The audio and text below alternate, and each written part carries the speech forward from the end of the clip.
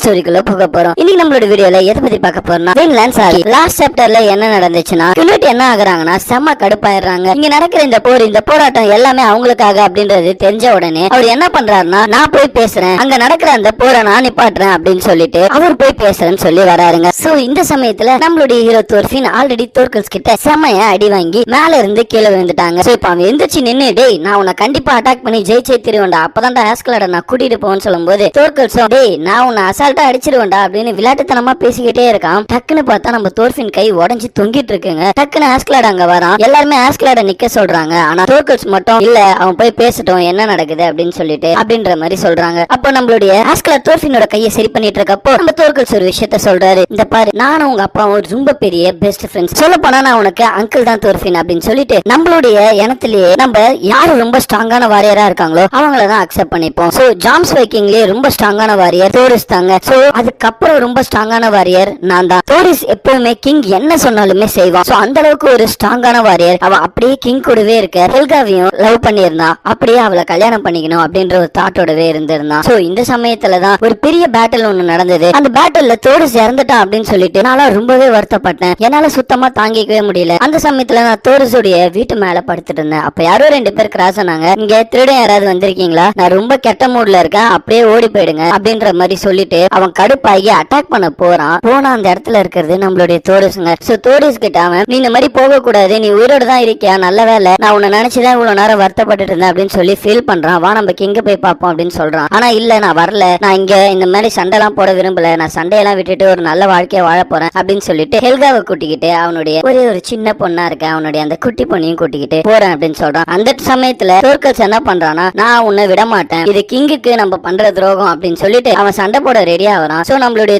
ஒரே அடி அடிச்சு தோர்கல்ஸ படுக்க வச்சிடறாங்க. அப்பதான் சொல்றான் உண்மையிலேயே உங்க அப்பா சிறந்த வாரியர்னு சொல்லுவோம். நம்மளுடைய தோர்ஃபின் என்ன சொல்றானா இதை பத்திலாம் எனக்கு கவலை இல்ல, நான் ஆஸ்கலாட கொல்லணும் அவ்வளவுதான், அதுக்காக நான் இவனை உயிரோட விடணும், அப்ப நான் உன்னை ஜெயிக்கணும் அப்படின்னு சொல்லுவோம். நம்மளுடைய ஆஸ்கலாட என்ன பண்றானா இங்க பாரு தோர்ஃபின் நீ வேக வேகமா சண்டை பண்ணணும்னு நினைக்காத, ஆல்ரெடி உன் கை உடஞ்சு போயிருக்கு அப்படின்னு சொல்லுவோம். நீ என்கிட்ட பாசமா நடந்துக்கிற மாதிரி பண்ணாதுன்னு நம்மளுடைய ஆஸ்கலாடையும் அடிக்க போறான். சோ இந்த சமயத்துல நம்மளுடைய ஆஸ்கலாட் தோர்ஃபின் கிட்ட ஏதோ சொல்லியிருக்கான் போல. நம்மளுடைய தோர்ஃபின் கொஞ்சம் ரெஸ்ட் எடுத்துட்டு நெக்ஸ்ட் அட்டாக் பண்ண போறான். கொஞ்சம் அடியும் வாங்குறான். ஆனா நம்மளுடைய தோர்ஃபின் ஏதோ ஒரு பிளான ரெடி பண்ணி வச்சுட்டான். அதுக்கு ரீசன் என்னன்னா ஆஸ்கலாட் ஏதோ ஒண்ணு பண்ணி வச்சிருக்கான் போலங்க. சோ இந்த சமயத்துல நம்மளுடைய தோர்ஃபின் என்ன பண்றானா தோர்கல்ஸ் கிட்ட செம்மையா அடி வாங்கிட்டு இருக்கான். அந்த சமயத்துல நம்மளுடைய ஆஸ்கலாட் என்ன பண்றான் சூரியனோட வெளிச்சத்துல அவனுடைய கத்தியை வச்சு ஒரு சின்ன ரிஃப்ளெக்ஷனை பண்றான். டக்குன்னு தோர்ஃபின் ஓடி போய் ஒரு சின்ன பிளான் வழியா அவனுடைய தலையிலேயே எட்டி உதைக்கிறாங்க. சோ தோர்கல்ஸ் அந்த செகண்ட்லயே கீழே விழுந்துட்டான். வேற ஒண்ணுமே இல்ல. சோ நம்மளுடைய தோர்ஃபின் என்ன பண்றானா தோர்கல்ஸ் உடைய கண்ணை வேகமா ஓடி போய் புடுங்கிடுறான். ஆனா நம்மளுடைய தோர்கல்ஸ கொல்லக்கூடாது அப்படின்னு சொல்லி ஆஸ்கலாட் சொல்றான். ரீசன் ஏன் தெரியுமா, இந்த எல்லா பிளானுமே ஆஸ்கலாடோட தான். ஆஸ்கலாட் சொல்றான் இவ்வளவு பெரிய தோர்கல்ஸ் ஒரு வாட்டி டெஃபிட் ஆனதை நான் பாத்திருக்கேன். சோ அந்த டெக்னிக்கை தான் நான் இப்ப உன்னை யூஸ் பண்ண வைக்கிறேன் அப்படின்னு சொல்லிட்டு அவனுடைய தலையிலேயே அப்படி அடிக்க வச்சு ஒரு பிளானையும் பண்ணிருக்காங்க. அதே மாதிரி தோர்கல்ஸ் ஒரு நல்ல வாரியர், அவன் தோல்வியை ஒத்துப்பான். சப்போஸ் அவன் தோத்துறானா நம்மள உயிரோட விட்டுடுவான் அப்படின்னு சொல்லி அதனாலதான் தோர்கல்ஸ் கூட இவனை சண்டை போடவும் வச்சிருக்கான். உண்மையிலேயே வேற லெவல் வாரியர் தாங்க இந்த ஆஸ்கலாட். சோ இவங்களாம் பேசிட்டு இருக்க இந்த சமயத்துல டக்குன்னு குனிட்டும் வந்துடுறான். சோ குனிட் வந்தோடனே நம்ம ஆஸ்கலாடுக்கு ஒண்ணுமே புரியல ஏன் இங்க வந்தாங்க அப்படின்னு சொல்லிட்டு. ஆனா குனிட் வந்து ரொம்ப தைரியமா பேசிக்கிட்டு இருக்கான். குனிட்டோடைய பார்வை இந்த வாட்டி ரொம்பவே வித்தியாசமா இருக்கு. நம்ம தோர்கல்ஸ் உட்காந்துட்டு சரி குனிட் வா நம்ம 2 பேருமே பேசுவோம், நம்ம ஒரு பேச்சுவார்த்தைகளை போகலாம் அப்படின்னு சொல்றப்போ குனிட்டோடைய பேச்சு இந்த முறை ரொம்ப வித்தியாசமா இருக்கு. என்னதான் நடக்குதுன்னு நம்மளுடைய தோர்கல்ஸ்க்கு ஒண்ணுமே புரியல. சோ இந்த சமயத்துல தோர்கல்ஸ் என்ன சொல்றான் குனிட் கிட்ட இங்க பாரு நான் கிங் ஆஃப் ஸ்வீடன் கிட்ட சொல்லியிருக்கேன் நான் உன்னை கண்டிப்பா கொல்றேன் அப்படின்னு சொல்லிட்டு இப்ப நான் எப்படி உன்னை கொல்லாம இருக்கிறது அப்படின்னு சொல்லுவோம். நம்மளுடைய குனிட் என்ன சொல்றான் எனக்கு நீ இந்த முறை ஹெல்ப் பண்ணு, நான் இந்த இடத்துல ஒரு முக்கியமான ஆளை கொல்லணும் அப்படின்னு சொல்றான். அது வேற யாரும் இல்லங்க கிங்க கொல்லணும் அவனுடைய அப்பாவை கொல்லணும் அப்படின்னு குனிட் சொல்லுவோம். நம்ம தோர்கல்ஸ்க்கு ஒண்ணுமே புரியல என்னடா இவன் பேசிக்கிட்டு இருக்கான் அப்படின்னு சொல்லிட்டு வேகமா ஓடி வந்து தோர்கல் நீ என்ன வச்சு ஏதாவது பிளான் ஏதாவது போட பாக்குறியா அப்படின்ற மாதிரி குறைச்சு பார்த்துக்கிட்டே பேசுறான். உனக்கு யார பத்தியும் கவலை இல்லையா அப்படின்ற மாதிரி சொல்லிக்கிட்டே நம்மளுடைய தோர்கல்ஸ் குனிட்டோட மூஞ்சிலேயே குத்தலாம் வேகமா வரான். ஆனா குனிட்டோட கண்ணுல கொஞ்சம் கூட பயமே இல்ல, அவன் பயப்படவே இல்லைன்றத தோர்கல்ஸும் கவனிச்சிடறான். சோ நம்மளுடைய தோர்கல்ஸ் என்ன பண்றானா ஓகே நீ சொல்றதை நான் அக்செப்ட் பண்ணிக்கிறேன், இதுக்கப்புறம் நான் உன்னை ஃபாலோ பண்றேன், நான் உனக்காக சண்டை போடுறேன், நான் உனக்கு ஹெல்ப் பண்றேன் அப்படின்னு சொல்லுவோம். தோர்கல்ஸ் உடைய படைவீரர்களுக்கு ஒண்ணுமே புரியலங்க. அதே மாதிரி தோர்கல்ஸ் என்ன சொல்றானா நீ ஏதாவது சாஃப்டா பண்ணணும்னு நினைச்சனா நான் உன்னை அந்த நிமிஷத்திலேயே கொன்னுடுவேன், சோ அதனால பார்த்து உஷாராவா அப்படின்னு சொல்லுவோம். நம்மளுடைய ஆஸ்கலாட் மண்டிட்டு நம்மளுடைய குனிட்ட பார்த்து சொல்றாங்க. அவனுடைய கத்தியை கொடுத்துட்டு ஆஸ்கலாட் என்ன சொல்றான் என்ன மன்னிச்சிருங்க குனிட், நான் தான் ராங்கனார கொன்னு அப்படின்னு சொல்லவும் என்ன இப்பவே கொன்னுடுங்கன்னு சொல்றான். ஆனா குனிட் வந்து அவனை கொல்லல. அவன் மேல செம்ம கடுப்புல இருக்கான். இருந்தாலுமே சமயமே குனிட் ஆஸ்கலாட கொல்லாம அங்க இருந்து போயிடறான். சரி எல்லாருமே வாங்க அப்படின்னு சொல்லி இப்ப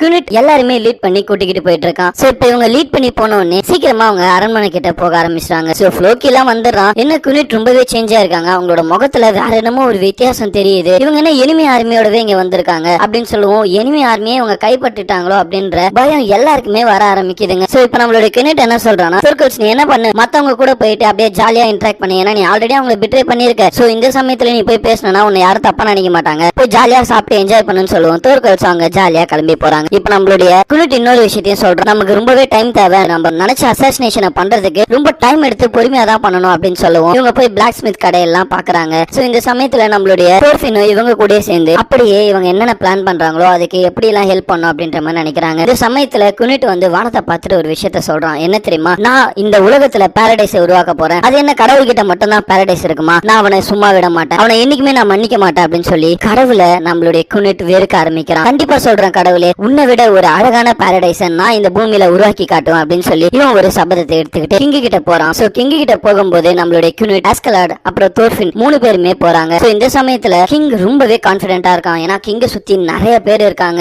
எல்லாருமே இவங்களை அட்டாக் பண்ற பொசிஷன்லயே இருக்காங்க. சோ அதனால நம்ம பார்த்து போனோம், ரொம்ப உஷாரா இருக்கணும் அப்படின்ற மாதிரி சொல்றாங்க. அதே மாதிரி நம்ம ஃபர்ஸ்ட் மூவ் பண்ணக்கூடாது, அதனால எல்லாரும் கத்திய பத்திரமா வச்சுக்கோங்க, யாரும் டக்குன்னு கத்திய மூவ் பண்ணாதீங்க அப்படின்ற மாதிரி சொல்றாங்க. சோ இந்த சமயத்துல நம்மளுடைய குனிட்டும் உள்ள வர கிங் என்ன பண்றான், ஒரு 10 அடி எல்லாருமே தள்ளி நிக்க வைக்கிறான். சோ இங்கே நின்னுட்டு நீங்க பேசுங்க அப்படின்னு சொல்லவும் கிங் என்ன கேக்குறான், ராங்னார் எங்கன்னு கேக்குறான். ராங்னார் செத்துட்டான், என்ன காப்பாத்துறதுக்காக செத்துட்டான் அப்படின்னு சொல்லுவோம். ஆமா அவன் ஒரு லாயலான ஒருத்தன் தான், ஆனா அவன் செத்தது ஒன்னும் நமக்கு பெரிய விஷயம், அவன் சாவறது அவனுடைய கடமை அப்படின்ற மாதிரி சொல்றான். சோ இவங்க எல்லாருமே முட்டி போட்டு இவங்க கிட்ட பேசும்போது குனிட் நீ மட்டும் வா, கொஞ்சம் முன்ன வா அப்படின்னு சொல்லிட்டு, உன்னுடைய முகம் ரொம்பவே மாறி இருக்கே, நீ ரொம்ப வித்தியாசமா ஆயிட்டு இருக்க, நீ ஒரு வேலை மெச்சூர் ஆயிட்டியோ, நீ இப்போ உன்னுடைய கண்ணுல ஒரு கிங்குக்கான எல்லா ஒரு தகுதியுமே தெரியுது. நான் எப்படி தெரியுமா இந்த இடத்துக்கு வந்தேன், ஒரு காலத்துல நான் என்னுடைய அப்பாவை கொன்னுதான் இந்த இடத்துக்கு வந்தேன், நிறைய போர் புரிஞ்சோம், நான் என்ன நினைச்சேன்னா எங்க அப்பாவை கொன்னுட்டு இந்த பதவிக்கு நான் வந்தா இந்த நாட்டை நான் நல்லா ஆளுவேன், என்னுடைய பவர் எல்லாரை விட சூப்பரா இருக்கும் அப்படின்னு நினைச்சுதான் நான் இந்த இடத்துக்குள்ள வந்தேன். ஆனா நான் எவ்வளவோ பண்ணிருக்கேன், உன்னோட கண்ணிலையும் என்ன மாதிரியான ஒரு பார்வையை பாக்குறேன், நீ அதைதான் நினைப்பன்றது எனக்கு தெரியும் அப்படின்னு சொல்லிக்கிட்டு இருக்கிற எல்லா ஆட்களையுமே அவன் வர வைக்கிறான். சோ இந்த சமயத்துல நம்மளுடைய ஆஸ்கலாட் என்ன சொல்றான் தெரியுமா, நான் உங்ககிட்ட ஒரு பிளான சொல்லணும் தான் நாங்க எல்லாருமே வந்தோம், இப்போ தோர்கல்ஸ் நம்ம கூட இருக்கான், சோ அவனோட படையை நம்ம கூட இருக்கு, இதுக்கப்புறம் இங்கிலாந்து அவ்வளவு பவர்ஃபுல் கிடையாது, நம்ம ஈஸியா இங்கிலாண்டை சரௌண்ட் பண்ணி நம்ம பிடிச்சிடலாம், இங்கிலாந்து இதுக்கப்புறம் நமக்கு தான், சோ நம்ம லண்டனை ஈஸியா பிடிச்சிருவோம், நம்ம அந்த இடத்த பிடிச்சிட்டா நம்ம அன்டச்சபிளா இருப்போம், இந்த எல்லா பிளானுமே குனிட்டோட தான், அவங்க பண்ண அச்சீவ்மெண்ட் தான் அப்படின்ற மாதிரி சொல்லுவோம். சரி நாங்க குனிட்டை விட்டுறோம், என்னதான் இருந்தாலும் நான் உங்களுடைய அப்பா தானே அதனால விடுறேன் அப்படின்னு சொல்லிட்டு, அம்மா உன்னோட பேர் என்ன அப்படின்னு கேக்குறாங்க. என்னோட பேர் ஆஸ்கலாட். நம்மளுடைய ஆஸ்கலாட் சொல்லவும், நான் உன்னுடைய பட்ட பேரை கேட்கல, உன்னோட ஒரிஜினல் பேரை கேக்குறேன், நீ ஒருவேளை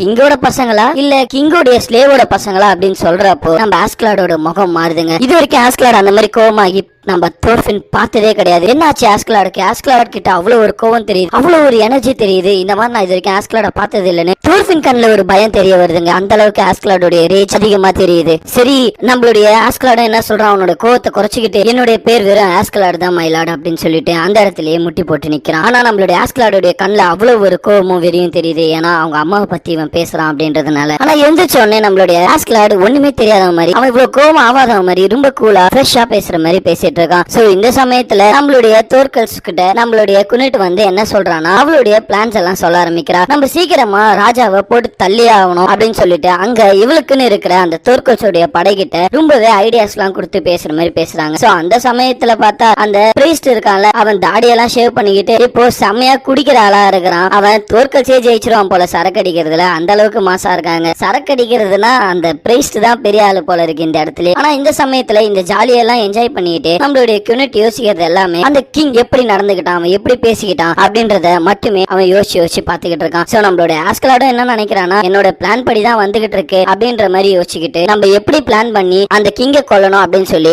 நெக்ஸ்ட் செட் ஆஃப் பிளான பண்ண ஆரம்பிக்கிறாங்க. இந்த சமயத்துல ராங்கனார் கூடிய தம்பி வரான். அவன் வந்துட்டு நம்மளுடைய குனிட் கிட்ட பேசுறான். அவனுடைய பேர் குன்னருங்க. சோ அவன் என்ன பண்றான், ராங்கனார் எங்க அப்படின்னு கேட்கவும் ராங்கனார் இறந்துட்டாங்க அப்படின்னு சொல்லவும் இவன் சரி இதுக்கப்புறம் நான் உங்களை பாத்துக்கிறேன் அப்படின்ற மாதிரி சொல்றான். சோ இந்த சமயத்துல குனிட் என்ன பண்றானா, ராங்கனாரோடைய தம்பி போய் அவன்கிட்டயே நாங்க கிங்க கொல்ல போறோம் அப்படின்னு சொல்லவும் அவன் பயப்படுறான். கனெக்ட் நீங்க ரொம்பவே சேஞ்ச் ஆயிட்டீங்க, நீங்க இப்படி கிடையாது அப்படின்னு சொல்லிட்டு. ஆனா நம்மளுடைய ஆஸ்கார்ட் என்ன நினைக்கிறானா, நீங்க அந்த ராக்னார் கூடிய தம்பிய நம்பாதீங்க, அவன் சரி கிடையாது அப்படின்ற மாதிரி யோசிக்கிறாங்க. சோ இந்த சமயத்துல நம்மளுடைய ஹீரோ என்ன ஆகுது, ராத்திரியாவது அவன் வழக்க போல செம்மையா ஒர்க் அவுட் எல்லாம் பண்ணிட்டு இருக்கான், பிராக்டிஸ் எல்லாம் பண்ணிட்டு இருக்கான், செம்மையா ஃபைட் பிராக்டிஸ் எல்லாம் சூப்பரா பண்ணிக்கிட்டு இருக்காங்க. சோ இந்த சமயத்துல ஆஸ்கார்ட் கிட்ட அவனுடைய சோல்ஜர்ஸ் 2 பேர் தான் பேலன்ஸ் உயிரோட இருந்தாங்க. அவங்க என்ன பண்றாங்க, ஆஸ்கார்ட் உங்களை நாங்க பிட்ரே பண்ணதுக்கு மன்னிச்சிருங்க, அங்க பாருங்க என்னோட பிரதர் எப்படி ஆயிட்டான், அவன் இப்ப பைத்தியம் ஆயிட்டான், சோ நாங்க எங்களோட சொந்த ஊருக்கே போறோம் அப்படின்ற மாதிரி சொல்லிட்டு நாங்க இங்க இருந்து போறேன் நான் மன்னிச்சிருங்கன்னு சொல்றாங்க. அப்ப ஆஸ்கார்ட் என்ன பண்றான், அவன் கையில இருக்க ஒரு தங்க காப்பு கொடுக்குறான், இதை எடுத்துக்கிட்டு போ, நீ ஜாலியா வாழு அப்படின்னு சொல்றான். சோ நீ இங்க இருந்து இவ்வளவு தூரம் போறதுக்கு உனக்கு பணம் வேணும்ல, இதை யூஸ் பண்ணிக்கன்னு சொல்லுவோம். அவனுடைய சோல்ஜருக்கு ரொம்பவே கண்ணெல்லாம் கலங்க ஆரம்பிக்குதுங்க. அவன் அந்த காப்பை வாங்கலாம் அப்படின்னு சொல்லி வாங்க போகும்போது நம்மளோட ஆஸ்கார்ட் கொடுக்க மாட்டான். என்ன சொல்றானா, நான் இதை உங்களுக்கு தரணும்னா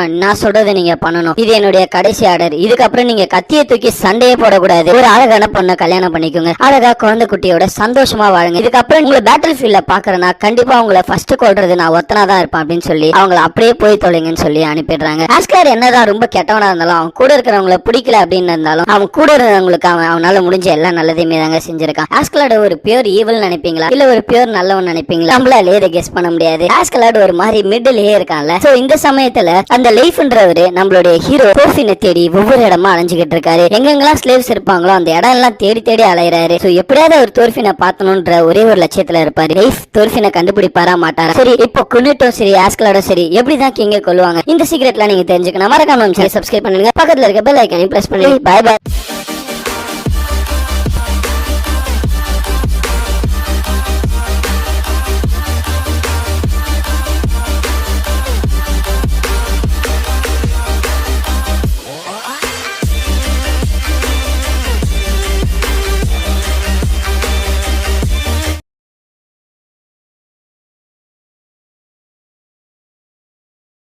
சேனல்